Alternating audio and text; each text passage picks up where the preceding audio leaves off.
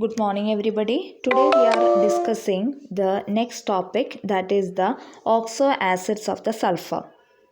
There are four oxoacids of the sulfur. First one is sulphurous acid. The molecular formula is H2SO3 and the base it is 2 since it's consisting of the 2OH group.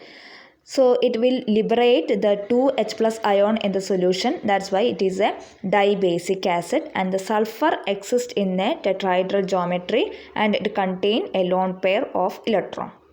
Next is the thiosulphuric acid. One of the oxygen atom is replaced by sulfur because the name itself indicates that the thiosulphuric acid consisting of one more sulfur than that of central metal atom. Then it is also a dibasic acid since it contains the 2OH group. It will liberate 2H plus ion in the water.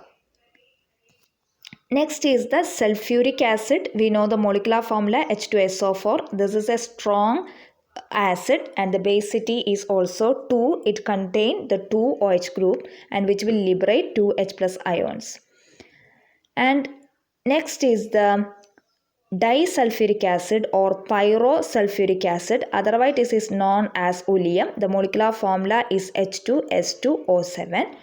So these are the four different type of the oxoacids of the sulfur.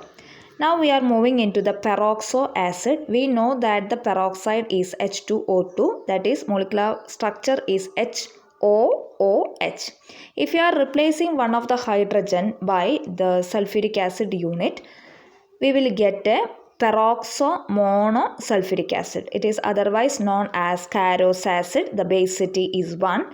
Since the only one OH group is present in the sulfate group, that's why it is monobasic acid.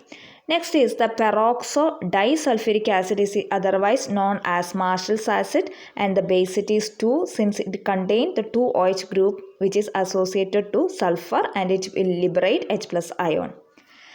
Next is the oxoacids of sulfur which containing the SS linkage. There are 3 acids. First is the dithionous acid. The molecular formula is H2S2O4 and it is again a dibasic acid since it's containing 2OH group. The second one is dithionic acid. The molecular formula is H2S2O6. It is also a dibasic acid. The third one is polythionic acid. The molecular formula is H2S5O6. The structure of the oxoacids are very important. We should study the structure. Next is the anomalous property of the oxygen.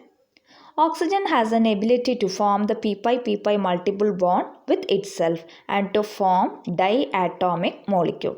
As you know that the oxygen is a gas and does not have a d orbital, and all the remaining other element of the 16th group have the d orbital, and the size of the oxygen atom is very small and it is an high electronegative atom.